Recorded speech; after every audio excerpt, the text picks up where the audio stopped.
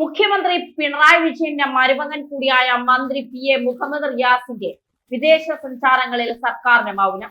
Tourism മന്ത്രിയുടെ സന്ദർശനങ്ങളുടെ വിശദാംശങ്ങൾ സംബന്ധിച്ച നിയമസഭാ ചോദ്യത്തിന് 3 മാസമായിട്ട് മറുപടി നൽകിയിട്ടില്ല. ടൂറിസം മന്ത്രി എത്ര തവണ വിദേശ സഞ്ചാരം നടത്തി, സന്ദർശിച്ച രാജ്യങ്ങൾ ഏതെല്ലാം, സന്ദർശിച്ച തീയതി, താമസിച്ച ഹോട്ടൽ, സന്ദർശനങ്ങൾക്കായി ഖജനാവിൽ നിന്ന് ചിലവഴിച്ച തുക, മന്ത്രിയുടെ കുടുംബാംഗങ്ങൾ വിദേശയാത്രയിൽ അനുഗമിച്ചിരുന്നു, അവരുടെ ചിലവ് ആരാണ് വഹിച്ചത് എന്നീ ചോദ്യങ്ങൾക്കാണ് മറുപടിയില്ലാത്തത്. തൃപ്പൂണിത്തറ MLA K ബാബുവാണ് ഈ വർഷം ഫെബ്രുവരി 1-ന് മന്ത്രിയോട് ഈ ചോദ്യങ്ങൾ ഉന്നയിച്ചത്. ടൂറിസം മന്ത്രി എന്ന നിലയിൽ ഒരു വർഷത്തിൽ കുറഞ്ഞത് 5 തവണയെങ്കിലും റിയാസ് വിദേശ സന്ദർശനം നടത്തുന്നുണ്ട് എന്നാണ് സൂചന. ഫ്രാൻസ് ഉൾപ്പെടെ പല വിദേശ രാജ്യങ്ങളിലും ഭാര്യ വീണ റിയാസിനെ അനുഗമിക്കുകയും ചെയ്തിരുന്നു.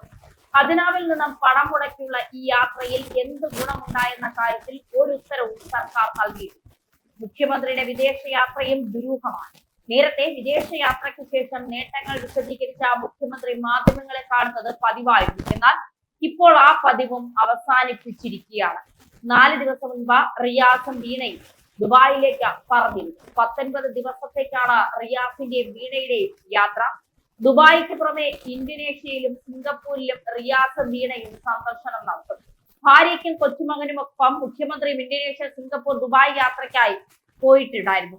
സ്വകാര്യ സന്ദർശനം എന്നാണ് യാത്രയ്ക്ക് നൽകിയിരുന്ന ഔദ്യോഗിക വിശദീകരണം. എന്തായാലും ഇക്കാര്യത്തിൽ കൂടുതൽ അന്വേഷണങ്ങൾ ഉണ്ടാകും എന്നുള്ള കാര്യത്തിൽ സംശയം വേണ്ട.